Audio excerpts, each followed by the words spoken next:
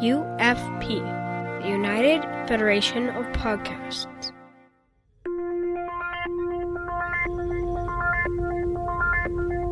Engage.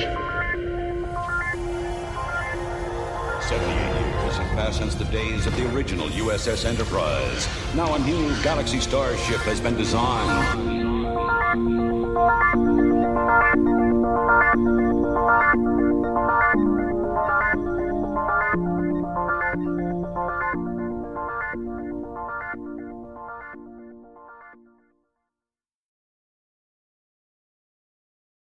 Transporter Chief, beam our listeners aboard.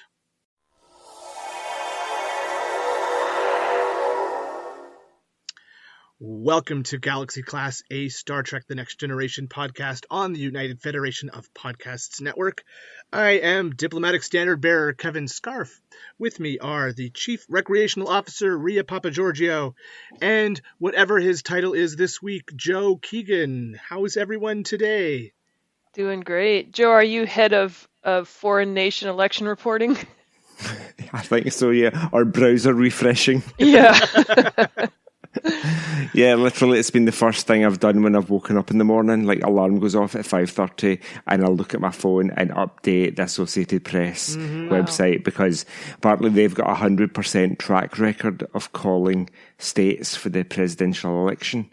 So, seems like a good source to get your news from. So since Tuesday, since the US election started, I have been glued. I've even got spreadsheets going. Oh my gosh. Spreadsheets. Well, I know appreciate it's been my efforts. I know. I appreciate your work, Joe, because as a citizen and resident of the United States, I found out who our next president is supposed to be from you. So thanks for keeping me updated the last few so days. Welcome, yeah. I should be I'm waiting for one of these kind of liberal media outlets in the US to reach out and kind of ask me to go on and be an election pundit or something. Perhaps. They should. Throwing it out there. I have enough American friends on both sides that I watch silently and do not comment on American politics anymore. Oh, okay. And I'm far enough away for it to be safe to comment. Yes, that's true. You just have an ocean between you and America. Yes. I just have a great lake. Yeah. And I'm in the middle of it all and completely indifferent and just say sarcastic stuff that probably offends people, but you know. You just make everything a sports reference. Well, that's what it seems like to me. It's been like, well, like the World Series here, and you've got the donkeys and the elephants, and they've gone 7 games, and they went into extra innings, and it was exciting. Like, I kind of get why people follow this sport, because the last few days have been really exciting, but you go, 2-3 days without anyone scoring any points?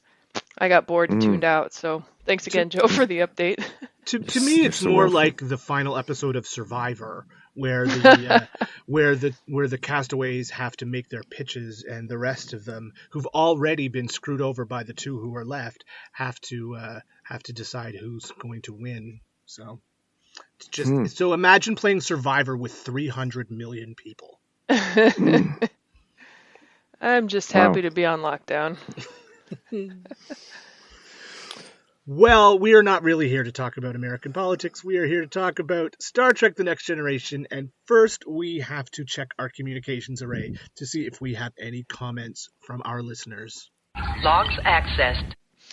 From the Federation Council chambers, Greg Molumby writes, Picard really did have a lot of mind abuse in the series. I've actually lessened my opinion on the Inner Light because that was mind rape. It was good acting by Stewart and a good story, but mind rape is mind rape. It's that word is such a loaded word, but you know, yeah, I mean, it was a violation. Picard certainly didn't ask for it. Very true. Yeah, that word does just dredge up so many negative connotations, and yes, it was a violation, but it was a desperate people. I think That's I'll a just tough one. Leave it there and just appreciate it for what it is, that episode, a tour de force acting performance by Patrick Stewart. Absolutely. I think I've used that word on either Earl Grey or Galaxy Class before, but it was right on the line. Or should it be a violation, or should it be that word? So I don't know if I would call it either. Was it more of a gift? Mm.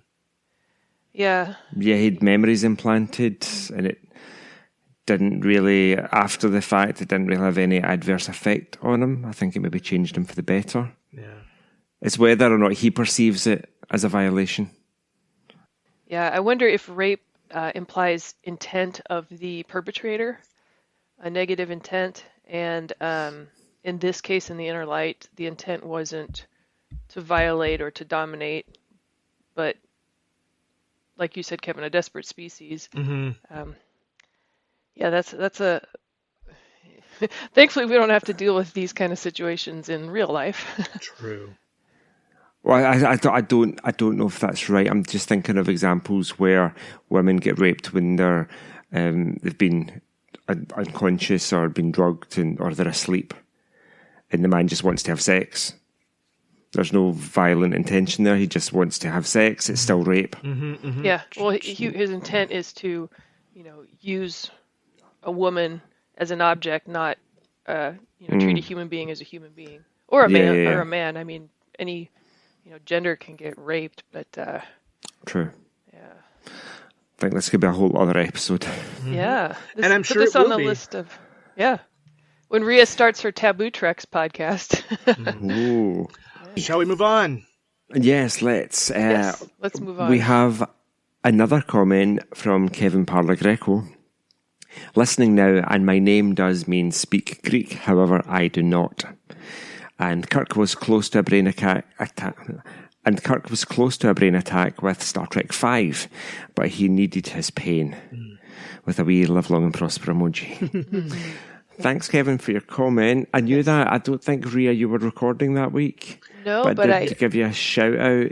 Yeah, I heard because that. Of the Greek reference. So heard that cool. And appreciate it. And Kevin, we can work on that. Yeah, Kevin, what did you do during lockdown? Surely learning to speak Greek would have been the obvious thing to do. What else would you do? Hello. Yeah. Klingon maybe, but I know. There are if you're Rhea, she just makes garlic waffles. Like a strange person. Oh, and my thing lately has been cereal waffles. I mean, name the cereal. Anything from Boo Berry to Fiber One to Puffins. Peanut butter Captain Crunch. Peanut butter Captain Crunch. I think that would be good. That would be amazing. I need to get some of that. I need to actually. I've got a waffle iron. I've no idea where it is. I think it's at my parents' house. I tried to use it once and it never worked. So I need a proper. I don't want to use like a shop bought waffle mix that you add milk and melted butter to. Mm-hmm. I actually want to know how to make it with whatever buckwheat flour and I don't know buttermilk and whatever else they use. Garlic.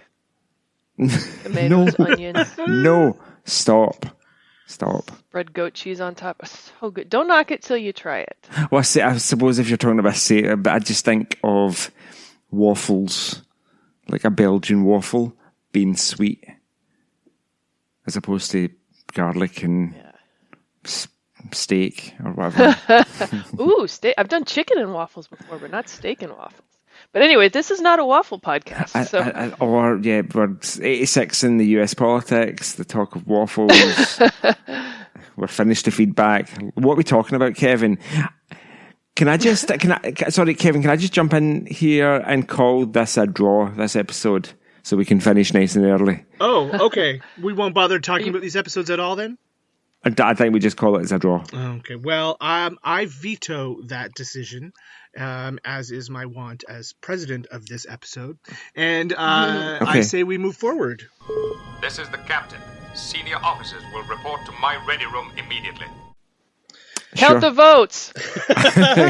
Count the votes. Count the votes. There's only 3 of us, so the counting should not take too long. If it goes into late in the evening, there's been an issue with the ballot counting machine. But let us talk about what Batleth battles are, and I'm sure if you've been with us since the beginning, this is our 5th Batleth battle. I think, Rhea, this is the first time you've been able to join us for one, so welcome to the battle.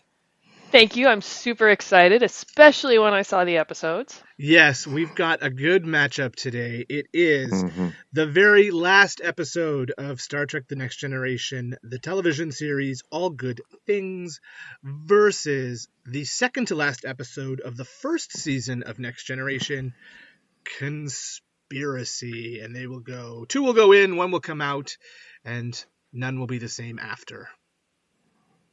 I thought Conspiracy was the last episode of season 1. No, the last episode of season 1 was called The Neutral Zone, and that was where they found the frozen 20th century people. Yeah, so it was. It just feels like the end of season 1 Conspiracy. Yes, and I believe... It should have been. Yeah, you're right. Why don't we talk about Conspiracy first then, Joe? Why don't you go ahead and lead us on the sort of summary of Conspiracy? I'm flipping the script if you're following along in our outline. That's fine. Okay, so in Conspiracy, starts off with Geordi at the con and Data at Ops, and Geordi's telling Data a joke that even I don't get. I don't think it's a very funny joke, and Data processes it and then laughs. And then it quickly moves on. The Enterprise receives a Code 47 message, and that means Captain Eyes or Ears Only. And Captain Picard gets woken up and gets the message, and it's from Walter Keel, one of his own Starfleet buddies, asking him to meet at Ditalics B, which is a planet which is quite close to them. But so they go there, they beamed out, Captain Picard beams down and meets a couple of other Starfleet captains, and they are afraid that something fishy is going on with the Federation and Starfleet, some kind of conspiracy, and they want Captain Picard and the Enterprise to help investigate it.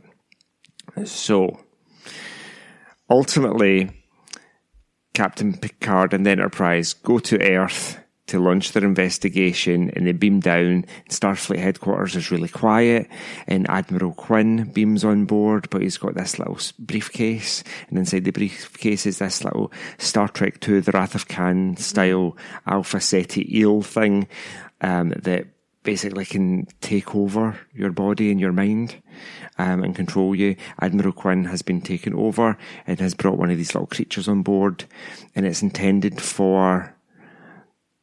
Who's it intended for? It's intended for the Doctor. Crusher. Dr. Crusher, so she can take it to Starfleet Medical and she can take over there. But they think it ends up in Commander Riker. So, yeah, that's what happens. But jump to the end of the episode where Captain Picard is invited to dinner with the heads of Starfleet. And dinner turns out as a bowl of maggots. And he's like refuses to eat it, and they want to implant him with one of these creatures. But Commander Riker beams down and comes in, and Captain Picard thinks he's been saved, but Commander Riker turns, but it's just an act. He hasn't actually turned. And then he shoots all the people, but the Commander Remick is back in it, and he runs away, and he runs into this wee room with like... It's kind of like a wee throne room with a map of the Federation and the galaxy, the Milky Way galaxy in the background, and there's kind of weird computery beeping noises, and he's just sitting in this throne, and this little creature runs up to him, and it crawls up his arm, and then he swallows it, and it turns out he's like the mother creature, and so Captain Picard and Commander Riker shoot him, and it's literally the most gruesome... Discounting Discovery and Picard is the most gruesome Star Trek's ever been, I think, where Commander Remick, his head explodes, and then his torso ruptures to expose all his ribs, and then there's this little weird alien creature inside him, like the mother creature, and then they shoot it and it vaporizes. But then, the creepiest bit of all, they detect a signal being sent out from Earth, and Data says it's a homing signal that's been sent far across the galaxy. And then, even creepier than that, it fades out with this Morse code signal being sent into space, and you just hear it, and it fades to black into the darkness of space. And it's a brilliant episode. Yes. Mm-hmm. Very good. So, this, in my opinion, this is the pinnacle of season 1, don't you think? Like, this Yes. may have been the best episode of the season. Yes, absolutely. But it's got one major flaw in my mind, and that's an unresolved cliffhanger. Yes. And Agreed. there's been so much fan fiction and actual Star Trek fiction that's picked up on this plot line, that there are stories about what happened, but never in continuity was it ever resolved what happened after the signal was sent, and that frustrates me to no end. It does, and I think that's what makes it really great. There wasn't a resolution. It left it up to your imagination. And I think with Picard, we're kind of hoping that they could bring it back. That'd be cool. We could see it just took those little alien critters to launch their invasion fleet to come and get us sometime in the future. So, never know. Maybe in Discovery. Maybe they caused the burn. Ooh. It's possible. I wonder. It's possible. So Maybe they were assimilated by the Borg. Oh. Imagine if a Borg met one of these parasite creatures. What would happen? There's a what if. What would happen if a conspiracy parasite tried to take over a Borg? Ooh. The Borg nanoprobes would just assimilate the creature and its host. What happens if the Borg assimilate a Trill? Oh. Does the symbiont become a Borg? What happens if the parasite assimilates a Trill symbiont? You'd have a triple What happens symbiont. if a parasite has infected a Trill symbiont and then it gets assimilated by the Borg? Oh my goodness! It's paradoxes within paradoxes, Oh my gosh! Parasites within parasites within parasites. Parasite doxes. Wow. Well, we try to talk about these episodes in terms of guest stars, plot, and importance to Star Trek canon. So why don't we talk a bit about the guest appearances on this show? Rhea?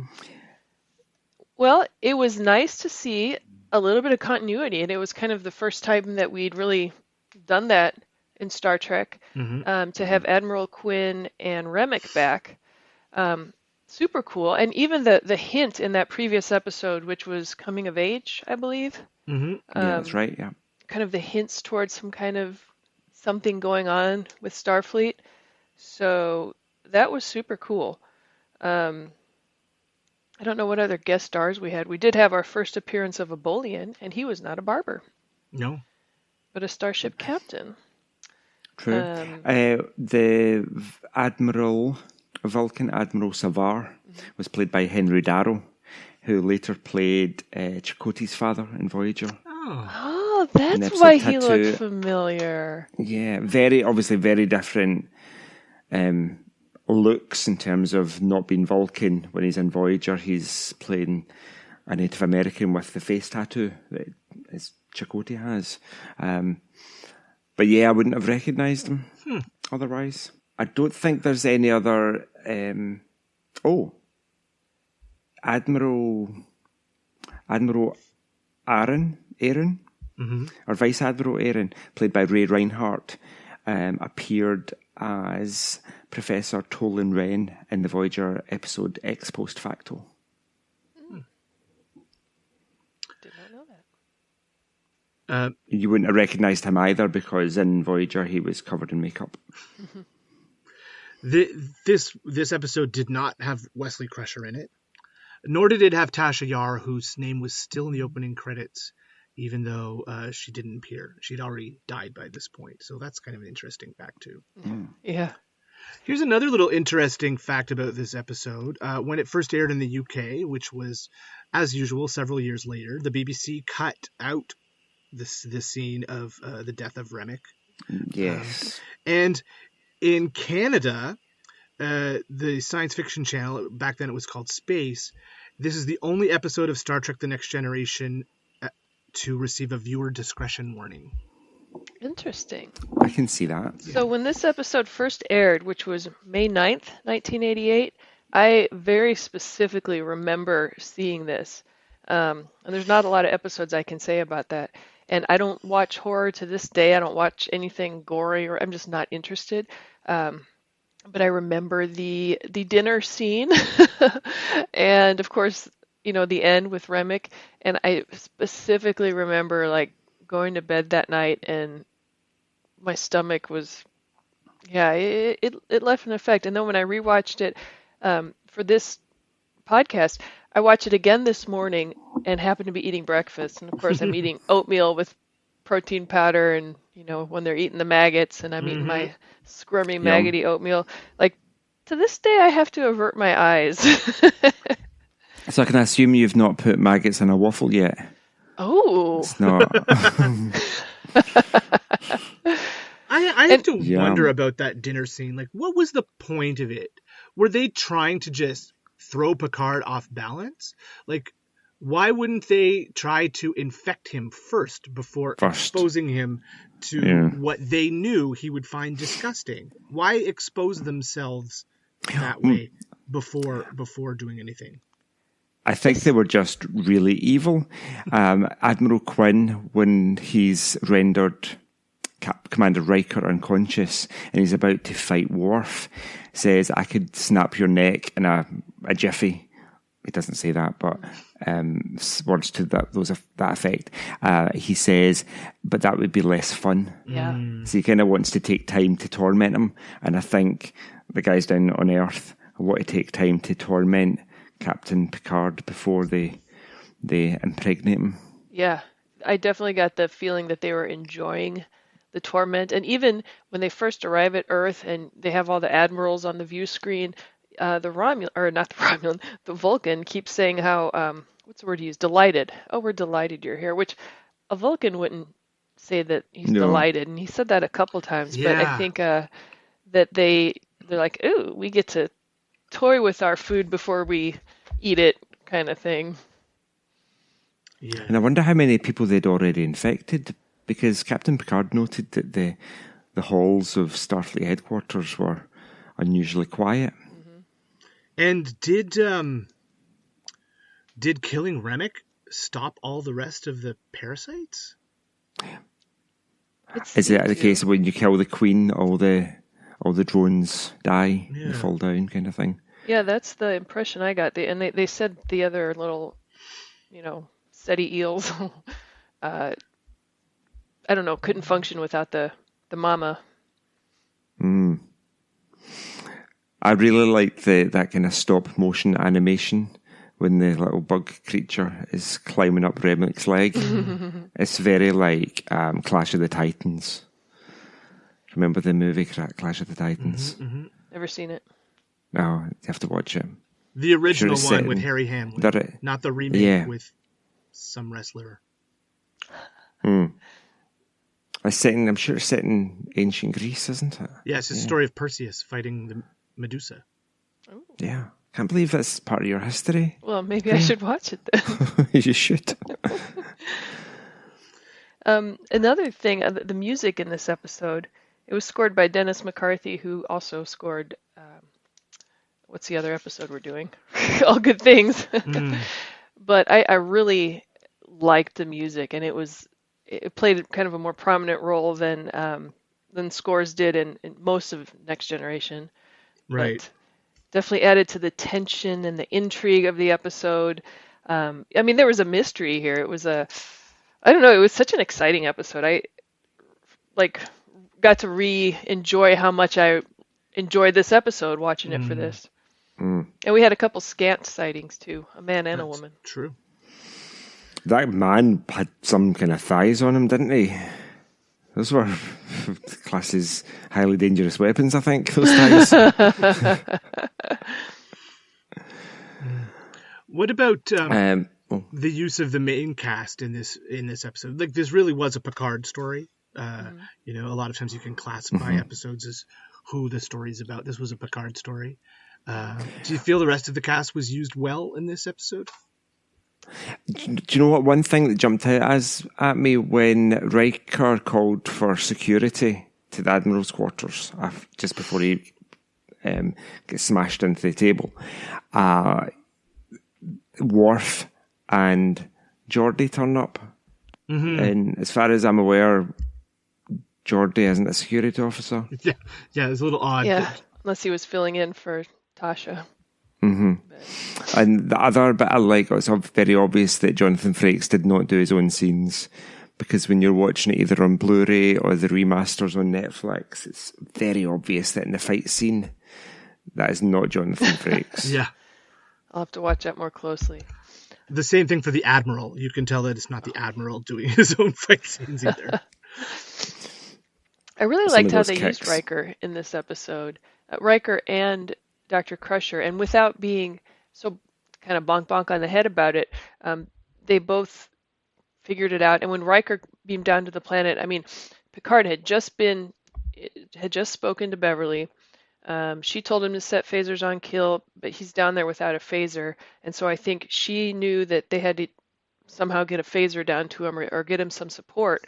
And then when Riker walked in on her, I love how they did it. He surprised her, and she was, and then we don't see Riker again until he beams down to the planet, and we don't know as the viewer the first time that we watch it.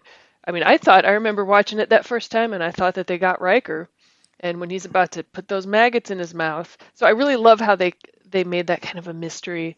But as it turns out, Riker and Dr. Crusher, are Starfleet officers and know what they're doing and came up with a plan and outsmarted the parasites. It was pretty cool. I think the whole episode is a bit of a thriller, isn't it? Mm-hmm. It's a suspense. Mm-hmm. It keeps you on the edge of your seat, even after it's finished. Yes. You're like, oh my goodness, the signal's away. Yeah, I love that ending. They're going to come for us. That would have been a great way to end the season. Yes, it would have. But then you would have assumed that they would pick up that plot at the beginning of the next season, and as we know, they didn't do that. Or ever. Did we see Troy much in this episode? Because I'm just wondering if Troy would have picked up the difference mentally, emotionally, of someone carrying a parasite and someone not. She was on the bridge initially, and she says, "Oh yeah, Code 47." And she did have that conference with Picard, right? Didn't they? Yes. He told her first. He talked to her about what was going on, and so. Code 47. Code 47. It's Code 47. Code 47. But she was never face to face with anyone who was carrying a parasite, was she? I don't think so. Yeah. Interesting. Writer's tricks. You've got to keep your characters who can spoil your plot away from the plot, right? Mm-hmm. That's true. True. Yeah, that kind of was the one downside, I think, in the beginning. The whole Code 47. And why wouldn't the captain have just told Picard on that secure channel on the Code 47? Because by going to this planet, this is top secret, this never happened, but anyone can look out the window and be like, what are all these starships doing here? True. Yeah. But I think they didn't want to have a recording of their conversation, right? And if you do things over ship-to-ship communication, there's going to be a log that you talk to somebody. But it was Code 47. I think no logs were kept. Was this one of the first times that we got a 47 reference on Star Trek? When did those start? I never really pick up on them. No, but it was very blatant in this episode. Yeah. Oh, yeah. It was just 47. It wasn't. And the way they kept repeating it, too, just kind of makes me laugh. Yeah. Code 47. It's a Code 47. Code 47. Now, one of the other things we talk about is importance to Star Trek canon. Does this episode Conspiracy show some importance to the canon of the franchise as a whole? Joe? Lower Decks is going to pick this up. And then it will. They could do things with this. Yeah, that's quite an exciting thought, isn't it? But like we said earlier, this was an episode that did pick up on some continuity threads from earlier episodes in this season. So it was a bit of a story arc that was being finished here, which is kind of nice. However, in the long term, I don't think it's necessarily. I think it's definitely a standalone episode, but it's got so much potential to be important to canon in the future. But it never did make it. I think that there was one reference in the Drumhead that Admiral Nora Satie had helped to uncover the conspiracy, but aside from that, I don't know that there were any other even references to it. True. Interesting. Well, do we have anything else to say about conspiracy before we move on to our second episode? I don't think so. Yeah, I think that's all I got. All right. Well, then why don't we start our discussion about All Good Things with a bit of a brief recap? Rhea, can you summarize All Good Things in 50 words or less? Let's see here. Name that tune style. I can do it in 47 words. 47? 47? Alrighty, so we have Picard in his space pajamas, interrupting Troy and Worf about to get it on, which when I watched this, I had just a couple nights ago had a rather in-depth Michael Dorn dream. Let's leave it at that. So this episode kind of like, kind of struck close to home when I saw it yesterday. But anyway, where were we? Patrick Stewart, Captain Picard, space pajamas, interrupting Troy and Worf, wanting to know the star date. And it turns out that Picard feels that he's been going to the past, going to the future. He's gone back to the encounter at Farpoint, first episode where he takes over command of the Enterprise, and then in the future, he's a retired ambassador working on the farm in Labar. But in all three timelines, he's concerned about a temporal anomaly. So it's basically this mystery of, is Picard crazy? In the future, he's got Irumodic syndrome. Are these the ramblings of a crazy man? In the past, he's the new captain of the Enterprise, and the crew thinks that he's nuts. In the present, finger quotes, is this real? Is he really traveling through time to find the cause of this temporal anomaly that could destroy all of humanity and other alien species as well? And then it turns out Q's involved, and then we get the whole paradox of the episode, which is if you search hard enough for a problem, you will find it, even if you have to create it. And in the end, humanity is still on trial, and Captain Picard plays cards with the crew, and I did not do a good summary, but we've all seen the episode, so there you Excellent. Go. Thank you, Rhea, for that summary. We, like I said, when we talked about conspiracy, we talked about guest stars and importance to Star Trek canon as well. What do we think about guest stars in this episode? Andreas Katsoulas. Oh, yes. Who more do you need? Yes. Jakar. Oh, Jakar. I love Jakar. From Babylon 5. Mm-hmm. Oh. I'm like, what are you talking about? Never seen it. Oh, Jakar. Andreas Katsoulas played Jakar, the Narn ambassador, to Babylon 5. I've never seen it. Good. Oh. Why haven't you seen Babylon 5? I don't watch TV. Rhea Papagiorgio. Yes. Keegan. Grip yourself. It stars Andreas Katsoulas. He's in every episode. Well, I'll put it on the list. I've heard good things. I'll put it on the list. Please. But he really was about the only guest. I mean, we had John Delancey back as Q, obviously. And Clyde Kusatsu, who we interviewed on Earl Grey. Oh, yes. And Patty Yasutake is Alyssa Ogawa. But all people who had appeared on the show before. There were no new guest stars, right? This was a show. This was an episode celebrating the show, right? Mm-hmm. Yes. Well, Memory Alpha has listed some co-stars. Lieutenant Gaines, played by Tim Kelleher,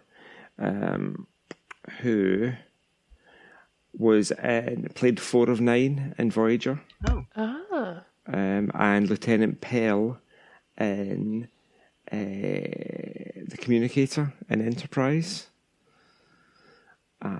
Also, Alison Brooks was the USS Pasteur's helm officer, who I don't think she's been in any other Star Trek before. And let's not forget, of course, Denise Crosby. But Yes, 'cause Pamela Kosh as Jessel, who I just loved. I thought she was wonderful. And I would love to see her in Picard if she's still alive. But she also was in Time's Arrow Part 2 as Mrs. Carmichael, the landlady, or whatever you want to call it. yes, of the wee bed and breakfast hotel that Yes. they're staying in the past. Yeah, no, she's a brilliant actress. She's just so curmudgeonly, isn't she? Yes. Those scenes with Picard and Data, oh my gosh. It doesn't taste like Earl Grey. It tastes like Darjeeling. Darjeeling. She's like, herf. Love it. So we do have lots of guest stars in this episode. Lots of people who've been on the show before. Lots of fun character people. But this is a story about Picard and his relationship to his people, right? Yes. Absolutely, as it has to be. It's got Picard, and it's that question: is he going insane? Is it because of his Irimotic syndrome, because of this defect on part of his brain, or is it, as it turns out, Q messing with him, or is it the fact that the Enterprise has created some kind of anti-time anomaly with a tachyon beam that's going back to the past and destroying humanity's creation on Earth? We don't really know, and it's kind of that. It's a really kind of Total Recall kind of journey through various time frames. Although I have another theory that the whole thing is just a dream. Oh. It might as well be. Do you know what I mean? If anything Q does, might as well not exist, because Q could just click his fingers and it wouldn't exist. Because in the end, Picard even says, in his captain's log that, although he's informed Starfleet Command, nobody else on the Enterprise has any memories of anything that happened. The timeline wasn't changed. He's in his space pajamas. I mean, he probably was sleeping. So that's my theory. It's interesting. Brilliant episode. A bit like Conspiracy, in that you don't really know what's going on. Yes. It's this mystery that's to be solved, which I suppose is kind of like a lot of Star Trek episodes. There's some mystery that they have to... And nobody besides Picard saw Q in this episode, did they? They all just take Picard's word for it that Q is alive. You're right. Yeah, Picard, but Q never appeared on the bridge at any point, or extracted any other crew members to whatever level of reality he existed on. It was only ever Picard. And I suppose they portrayed it more like that Picard was sinking into insanity. Now, when he was in the reception, when he was taking command of the Enterprise, and he hears the crowds cheering at that 21st century trial that Q has him take part in and encounter at Farpoint, it's kind of, is that a figment of his imagination, or is it Q creating it and drawing him out of his reality into somewhere else? We never really find out. Yeah, I wonder if, because when I've thought about this, is it just a dream? Because what do we take out of this? Well, Picard decides to play cards with the rest of his crew, but, we've all had dreams that you wake up from and they stay with you. You kind of change something. Just like I kind of had that lingering after effects from my Michael Dorn dream a couple nights ago. But the other thing is Picard discovers, through the course of this episode in the current times, that he's got an abnormality in his temporal or parietal lobe? I want to say parietal. In his brain. That could potentially lead to Irimotic syndrome. So my theory is that he'd gotten that diagnosis Picard had in his waking life, and then when he went to sleep, that can be kind of upsetting, or that they found that abnormality, and he goes to sleep kind of dreaming about, well, what if, everyone thinks I'm crazy, and what if, even going back in time, crazy and anomalies, and so I also think Star Trek V is just a dream, but Rhea's theory. I suppose dreams are those ways of your brain sorting out everything you've experienced. So if you do get some devastating health-related news, then your brain's potentially going to deal with it in a really abstract way and give you really weird dreams. I suppose the closest I've come to that is when I ate lots of cheese once. And I was like a lot of cheese. It was too much to still be living. And then I had a dream that I was Gandalf. Like I was Gandalf in the middle of Mordor, and there was a battle, and it was very epic. Sure, it was very Mordor real. and not Munster? Or maybe that was a cheese joke, never mind. Oh, it's not a cheese I've heard of. Is that a Munster? Canadian cheese? Munster? No, it's a German cheese, isn't it? Yeah, I think so. I've never heard of it. Oh. Okay. So, interesting. I was going to make another point about... Picard has... Turns out Picard does have a defect on his brain that in the Picard TV show has raised its ugly head, and he's got Scharf's syndrome. Well, that was from Nemesis, the Scharf syndrome, but the Irumodic syndrome is from the defect in his parietal lobe. What? So has Scharf... I'm getting confused. There's too many syndromes. What's the one from Picard? Irumodic. Is that the same one from All Good Things? Yep. Oh, okay. That's easier then. There's not a third one to remember. No.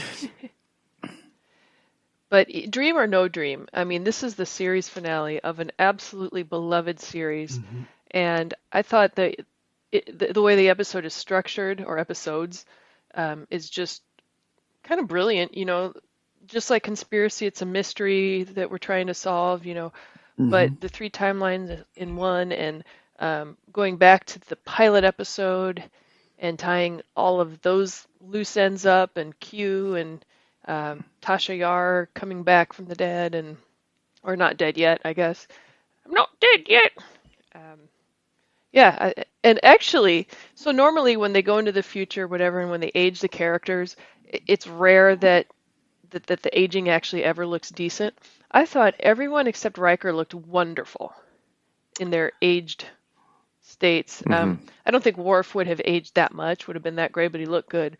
But Dr. Crusher looked good. Geordi looked really good. I mean, I was very impressed with the aging makeup. I agree with one exception. I watched this last night at a friend's house on a large high-def television, and Picard's beard in certain scenes in the second half of the episode, you could see the tape lines where it was glued onto his face. And really? That's just a matter of higher definition screens now. Mm-hmm. But I thought that was pretty funny, that his beard just did not look real in some scenes in the second half. Coming from the man with a gorgeous beard. Well, true. Patrick Stewart didn't have 10 months to grow a beard. And then the way they kind of retconned Riker from the first episode. Yes. With the no beard, because how else are they going to, portray him without a beard aside from having him shave his beard? Prior to filming Generations, which wouldn't have worked. And he really didn't look the same after 7 years either. Like, no. He grew up. Yes. During the 7 years of the show. He does look like initially a little boy in those early episodes. He's got a very baby face almost, and then he becomes more manly, doesn't he? Yes. Could you, obviously, Encounter at Farpoint start was all about Q investigating humanity, and then it ended with All Good Things, and the investigation of humanity never stopped. Mm-hmm. So with the entire 176 episode run of TNG, just a big Q test. One could argue that. Mm-hmm. That everything that happened was Q related. Or that was just running in the background, so to speak. Q was just observing an experiment. Yeah. Because Q always took an interest. I think he saw something, especially in Picard, that he found interesting. And he saw the future of the human race in Picard as this kind of prime specimen of something, this barbaric race coming good in the future. Or kind of took to Picard as his pet, which I think was mentioned in the episode. Where the Q thought that humans were just, little maggots that you might as well just eat like a bunch of worms, but this Q was fond of them. And this is also the episode where we get the sexy Picard in his space pajamas meme. True. I did have a question, and maybe listeners who are more knowledgeable about the wine regions of France can help me out here. But in the scenes in the vineyard, I know that they were filmed in California, in Temecula, I think, and you see mountains in the background. But Chateau Picard is in the Bourgogne region, which my French pronunciation is no bueno, but I don't think there are mountains in that region of France. So did you just ask a question about France, but use Spanish? Yes, she did. I did? What did I say? You said no bueno. That's very... Oh! It's deeply offensive to all things French. Je ne parle pas français. That's all I got. I do not speak French. Ce n'est pas si bon. Yes. I think when I get off this podcast, I think if I find out that European countries have declared war on each other over this, then I'll just tell them Emmanuel Macron, it was Ria's fault. Well, I'd be happy to know that we have that many listeners. Yeah. I do not believe there are mountains like that in that part of France. Yeah, France has the Alps along the east and the border, Pyrenees. And the Pyrenees in the southwest. But this is like central France. Yeah. Burgundy. Maybe big hills. Be hills, yeah. Loire Valley, that kind of thing. But anyway, that if it were just a dream, then who knows? And another thing that always gets me. Okay, so people talk about the kind of like plot hole about the 3 tachyon beams coming from the Enterprise, but the one was actually from the Pasteur. Mm-hmm. I don't even care about that. What gets me is in the future timeline, they go to the Devron system. There's no anomaly. They fire their tachyon beams. There's no anomaly. They leave because everyone thinks Picard is crazy. But when he convinces them to go back and then they find the anomaly, no. This anomaly goes backward in time. Okay, so if they had gone earlier, they would have found the anomaly, but the anomaly didn't exist until they caused it. That's the one that just drives me crazy. I never thought about that, but you're absolutely right. So, if the anomaly goes backwards in time, then it shouldn't have been there when they got there. Yeah. Maybe it's because they flew there at warp 13, so they actually traveled back in time. Yeah. Yeah. Must be before they recalibrated the warp scale there. But well, we just agreed to put it down to our lack of understanding of temporal mechanics. Because remember, anti-time is a very new concept in temporal mechanics. True. So whatever, I've got it down. So do I, absolutely. Just for our listeners who may not understand the nuances of time very well. Yes. But again, Kevin, I assume you understand it exquisitely well. Perfect. I'm the king of paradox. I'm just, again, trying to support my it's a dream theory. This is the first instance in Star Trek where Riker saves the day for the last season, the last episode of the season. That's true. I never thought of that. This is the beginning of a pattern, isn't it? Yeah, which I count 4 of them. We've got Next Gen. We've got this episode where Riker saves the day. We have, I don't count Voyager on this one. Last episode, Picard, season 1, Riker comes in and saves the day. Yeah. Last episode of Lower Decks, season 1, Riker comes in and saves the day. And I'm calling last episode of Discovery, season 3, Riker will come in and save the day. Oh, I thought you were going to mention the last episode of Enterprise, where Riker comes up and watches things on a holodeck. Enterprise, that's the one I meant to say, not Voyager. Enterprise. Yeah, I don't count that. But you said Discovery, so... But yeah, I'm calling Discovery season 3. There's all of them. Riker comes in and saves the day. Yes. Yes. Oh, okay. Oh, cool. So I want to tell a bit of a story about how I watched this episode for the first time. And I think I mentioned this on this podcast before. But in Toronto, Star Trek aired on City TV, which called itself Your Federation Station. And they held a promotion in conjunction with Radio Shack. And they rented the Sky Dome, which was at the time the largest stadium in Canada, the largest domed stadium in the world with a retractable roof at the time. I think there's bigger ones now. And they gave away 30,000 tickets through Radio Shack stores in the area. So I was able to acquire a pair of these tickets, and my friend Alex and I drove down to the city and sat in a stadium with 30,000 other Star Trek fans and watched the last episode of Next Generation on the stadium's Jumbotron. It was pretty amazing. That's so cool. Wow. Now, you couldn't That's a really nice watch story. for nuance or, it was just this amazing experience of being part of a community. And so this episode will always hold a very special place in my heart because it really connected me to the greater Star Trek community in Ontario. That's amazing. Yeah. Now, when this episode first aired, did it air in one part or two? One. It was a 2-hour movie. Okay. How did you guys watch it this time? Was it one part? Probably. Yeah. It was as a one-part movie? Mm-hmm. Is that? Although it, Oh yeah, like I saw Netflix has one part. Netflix has it as one part. Featurely. Yeah. I watched it on watched it Prime, Netflix. and it like in the middle, it'll go previously on or in the previous episode, and it gives a little recap. But aside from that, it's just continuous. Whereas I watched it on Crave, which has it split into 2 separate episodes. Ah, interesting. So.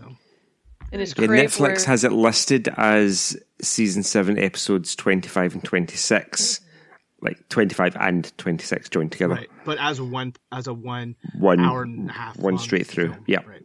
Yeah. Yes. Yeah, that's why I was wondering because I couldn't find anything like when on Memory Alpha where it says it first aired was May 23rd of '94, which actually my little sister that was right around her due date, and she wasn't actually born until June 8th of '94. She was a couple weeks late, but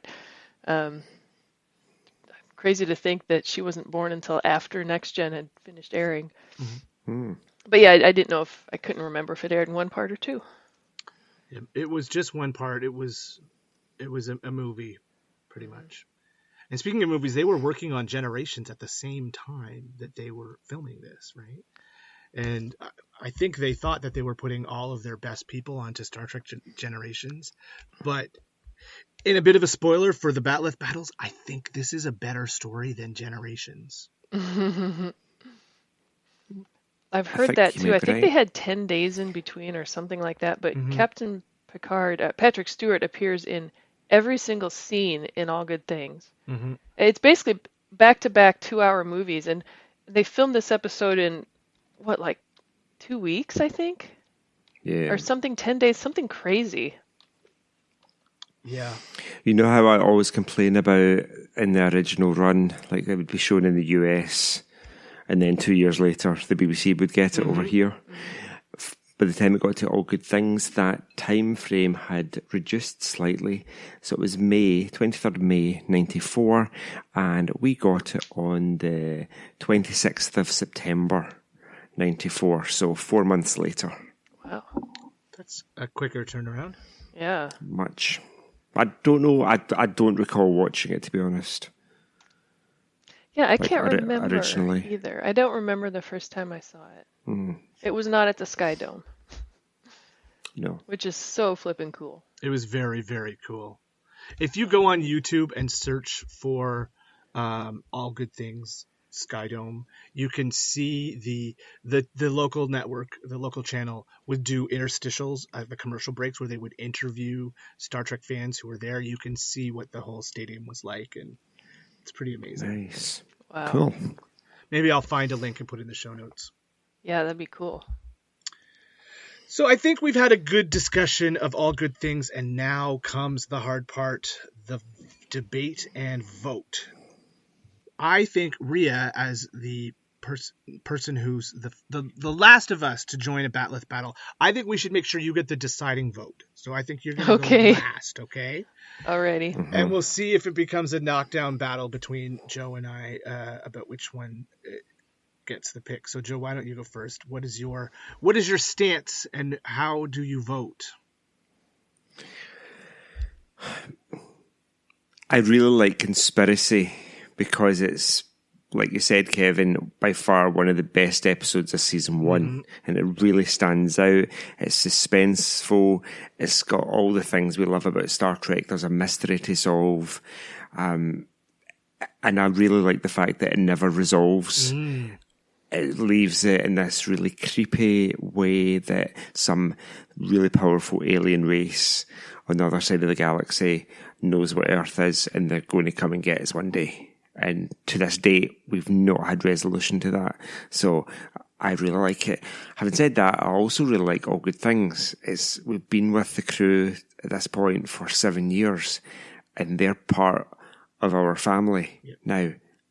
So it feels very comfortable. We like seeing them in the future. We like seeing the fact that Data is a professor at Oxford and he's dyed his hair grey and he's got a cat and a housekeeper. Okay, sorry, I'm going to get some hate from the colleges now. Yeah, you're going to start a war, Joe. A war in England, but it's fine. So we see them all in the future. We discovered that Captain Picard and Captain Picard had been married, or Captain Picard and Dr. Crusher had been married. We see the Enterprise having been refit with a third warp nacelle and a cool big giant phaser cannon mounted on the underside of the saucer section. And I'll tell you a little story. I had a kind of Transformer toy. It wasn't a Transformer, but it transferred from the normal Enterprise D into the All Good Things Enterprise D. Which was really insanely cool. So I really like the episode. They're both really good episodes, aren't they? They are. Do I have to vote now? You do. Okay, so I'm going to vote. And on the basis that when All Good Things finishes, it's the end of the episode. There's no need to return to it. There's no storyline details that could be continued. There's no impact on canon, really. But with Conspiracy, there is the potential to impact canon very, very much. I believe. So, with that said, I think I'm going to vote for Conspiracy just because I'm hoping it's going to throw a spanner in the works and cause some controversy. Oh boy. Okay. I like Conspiracy a lot. If we were just doing this on season 1 episodes, this would win. Oh yeah. This would be my favorite episode from season 1. I hate that the randomizer threw these 2 episodes together because I would have loved to have seen both of them move on to a second round. But that's not what the Fates gave us. They gave us this. And All Good Things is... So at this point, we have had 6 Star Trek finales. And if you rank them, All Good Things is the best Star Trek finale, I think. Better than Endgame from Voyager, better than What We Leave Behind from Deep Space Nine. Oh, come on. Better than Turnabout Intruder? Come on. Oh, no, it's not better. Nothing. I know I'm rambling and being incoherent. I love DS9 and I love the end of it too, but All Good Things. All Good Things was an event for me. All Good Things. Of course it was. Yeah, but you know, I can't separate my feelings for the event that surrounded this episode from the episode itself. It's driving me crazy. And again, we talk about an acting tour de force by Patrick Stewart.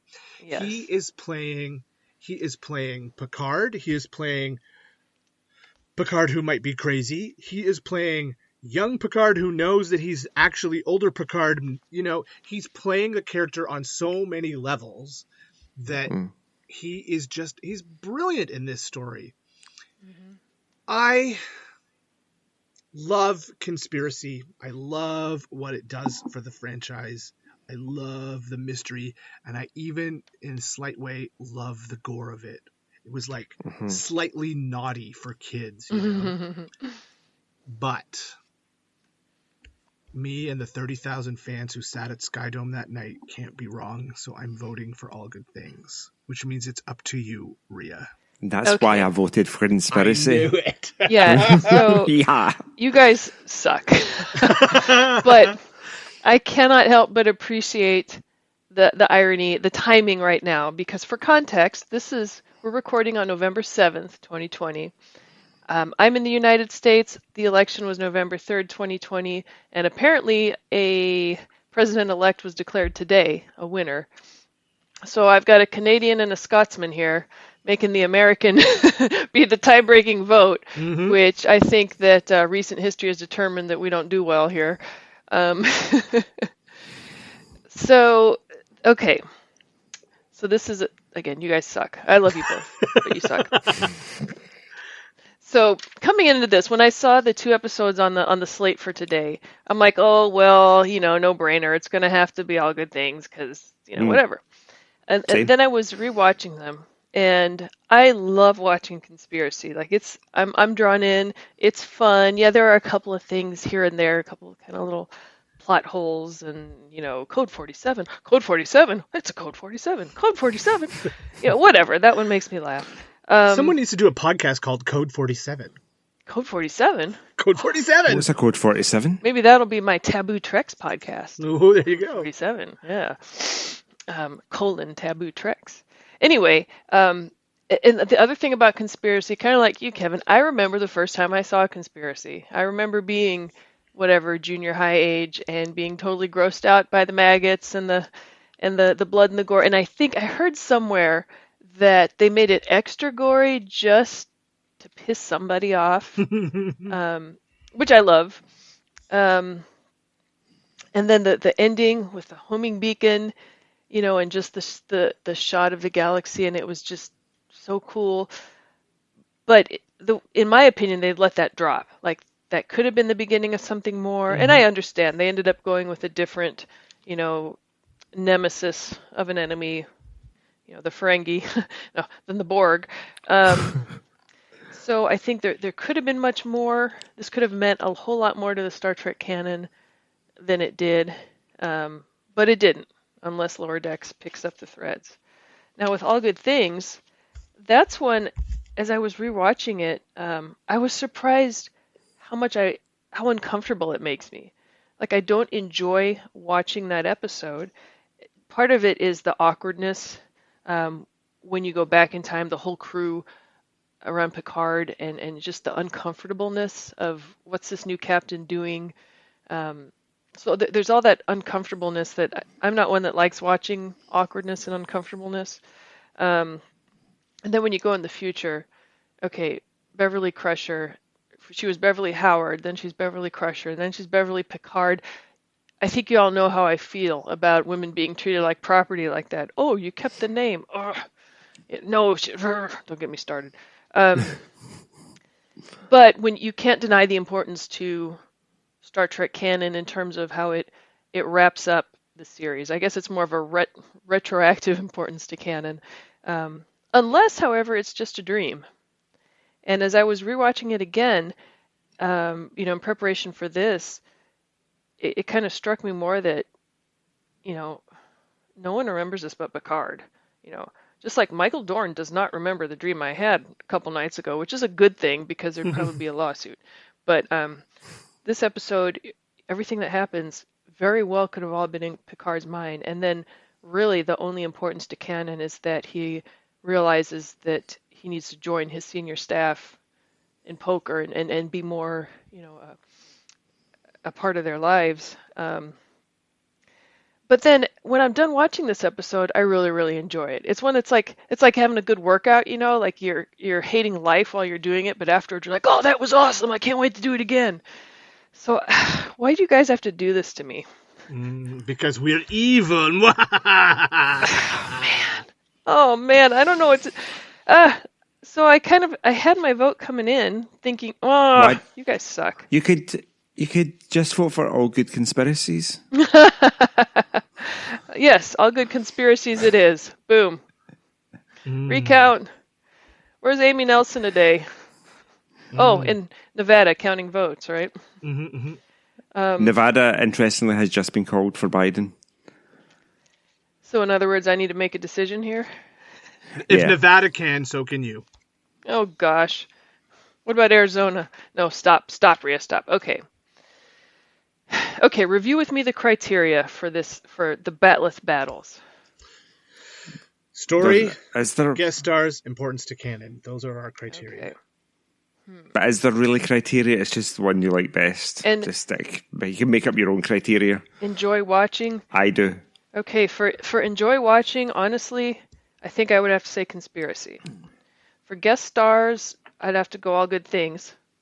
Andreas Katsoulas. And I love where he's like, "Are we just gonna stare at each other over subspace?"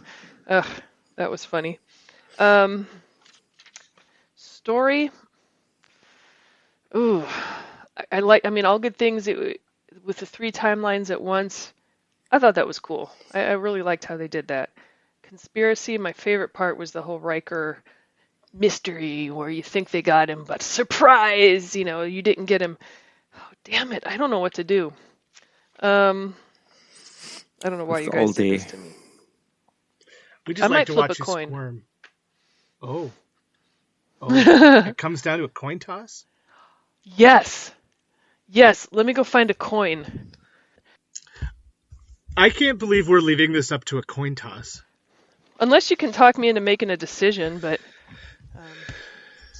where do I keep my foreign currency? Patrick What Stewart episode- space pajamas. That 4 words should be all you need. I know. And I think Amy's going to kill me. Jordy been thrown through a door. I think It's listeners made of are MDF. gonna Data with that distinguished stripe of gray in his hair. I don't Remick like deep throating a space bug. that. O'Brien getting to be both a pilot and an engineer. That's true.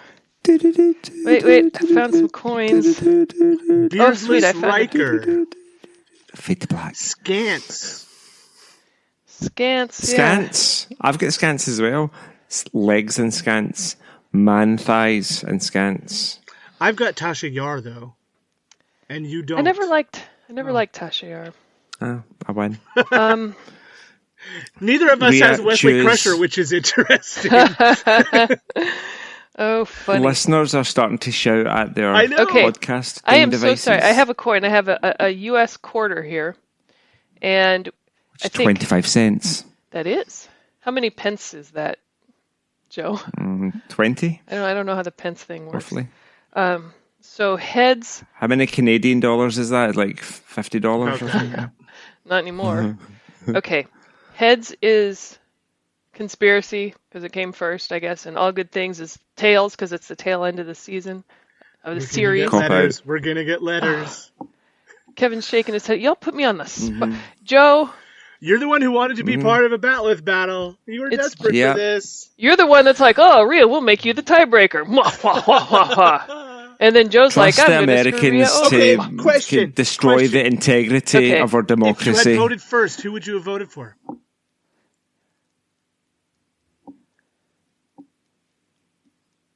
She can't answer that question either. I mean, that's an alternate timeline. Who's to say? Oh my gosh. I love Good luck to, okay. editing this, Kevin. Oh, this is gonna be fun. Oh my gosh.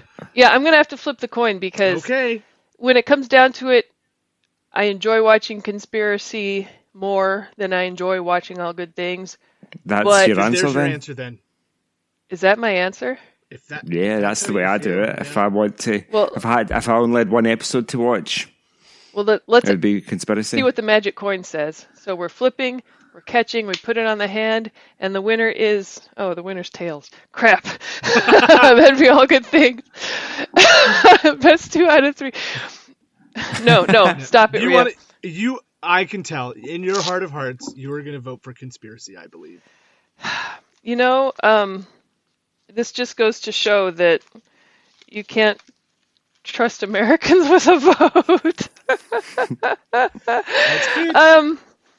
Okay, you know what? You guys, you set me up, but the fact of the matter is I enjoy watching Conspiracy more than I enjoy watching All Good Things. Mm-hmm. I am officially casting my vote for Conspiracy. I'm sorry, Amy Nelson and Kevin Scharf. It's all good. It's all good. All it's of our all listeners. Good. This is all part of the fun. So with Yes.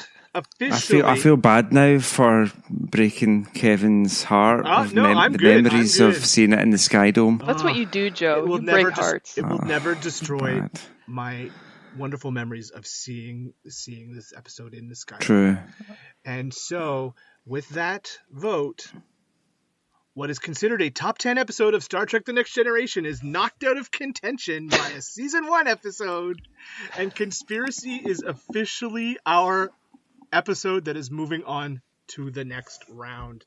How exciting can you get? Wow. We're getting loads of hate. We're going to lose all our listeners. One of these episodes was going to get eliminated eventually anyway, most likely. So why not rip the Band-Aid off now and get it done? So with that, with a vote of 2-1, Conspiracy moves on to round 2. So with that, let's talk about our next Batleth battle, which will happen in a few weeks. This is a battle of Season 6 episodes. Season 6, Episode 3, Man of the People, versus Season 6, Episode 21, Frame of Mind. So, Frame of Mind is the one where Riker's in a play and he goes crazy, right? Mm-hmm. And I can't quite remember what Man of the People... Is he in a play or is he being captured on a planet? I cannot remember. Don't know. I don't know. Exactly. And what was Man of the People? Was that a Troy episode? Was that the Troy mind violation one? Yeah. So we've got a Troy mind violation versus a Riker mind violation. Conspiracy in the next round will be going up against The Game. Gotcha. Oh, okay. Yeah, The Game got a bye into the second round. So. Oh, okay. See, I already know what I'm voting for all these next ones. Excellent. It's just this one. Well, we don't know. You don't know yet what will happen. So, with that, why don't we just move along home, as they say in a game episode. Ella Moraine! Incoming transmission. We'd love to hear your thoughts on today's show, and we hope that you'll join us in the Facebook group, the Federation Council Chambers. You are welcome to start conversations with us or add any general Star Trek info you want to share with the group. If you'd like to send us an email, you can email the network at contact@ufp.earth, and we might read your email on the show.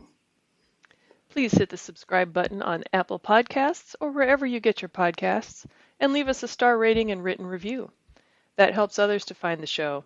You can also follow the entire network's podcast with our master feed by searching United Federation of Podcasts. This way you won't miss any of our fine shows like All Good Things with the one and only Amy Nelson and some other people, Franchise Fatigue, Always Hold On to Arrow, General Quarters, Mickey's Marvels, Infinite Diversity, and Trek Pod. So, Joe, what section of the ship can you be found while making other people miserable by setting them up to be put on the spot? Well, do you know what? See, if it was my ship, then everybody would be really welcome on the ship and they would feel at home, and I'd be a really good leader and be supportive of their choices in life. Obviously, you don't feel that, so you wouldn't be invited to be on my ship. So our friend date from last week's cancelled, and I've just dumped you at an airlock. So there you go. But when I'm not doing that, you can get me on the Federation Council Chambers on Facebook. You can tweet me on the Twitter at JoeyJoe77UK, and you can email me joepodcasts@gmail.com. And Kevin, where will you be found on the ship when you're trying to send out a secret homing signal to invite your alien invasion fleet to come and attack Earth? I have a secret hiding space under a Vulcan ash tree in the Arboretum. Don't tell anyone. It's our secret. But when I'm not there, tapping out Morse code messages in the bark. You can find me in the Federation Council chambers. You can find me on Twitter at True North Nerds, which is the name of a general nerdery podcast I do with some friends here locally. And I'm also on a new podcast called Stage Whispers, which is about live theater in Central Ontario. So, Rhea, where can you be found when you're not crushing the hopes and dreams of 30,000 fans in the Sky Dome? Ha! Well, given the fact that I've just been shot out of an airlock, when I'm not busy crying myself to sleep because Joe continually rejects me,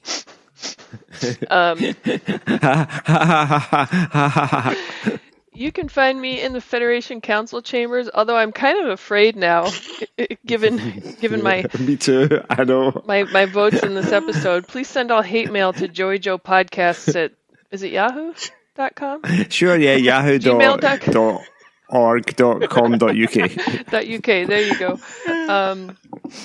Otherwise, yes, I will be in the Federation Council chambers and happy to discuss my failures as a member of the voting public. Me too. and we can talk about what a jerk Joe is. I know. I can't believe we caused the demise of Galaxy Class after only 15 episodes. Oh, they love us. They'll come back. I hope so. For me, anyway. But you know what? Me and Amy. In true Star Trek fashion, we love each other regardless of how we vote. So there. We said this was going to be tough going in, so. Priority 1 message from Starfleet coming in on secured channel. If you'd like to help us keep all our shows coming to you each week, you can become a patron of the network on Patreon. Visit patreon.com/UFPEarth. That's patreon.com/UFPEarth. Earth like the planet, you know how to spell that. To get all the details. We have 4 different levels starting at just $1 per month and would appreciate any support you can give us, and I could appreciate some moral support and psychological and emotional support right now. Same. We'd like to recognise our executive producers, Brandon Chimatala, Ken Tripp, Zach Moore and Tony Robinson. We would also like to thank Zach Tripp for our opening and closing music and Tony Robinson for our amazing artwork. So thank you for beaming aboard the Galaxy Class, and until next time... Vote classy, Galaxy. Oh, Rhea, you obtuse piece of flotsam. So, 5-card stud, nothing wild, and the sky's the limit.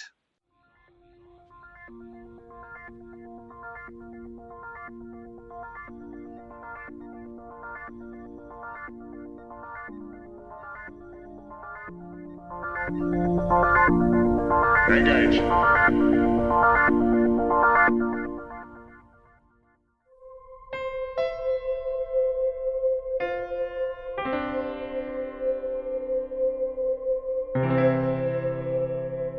This has been a production of MTMR Media Works.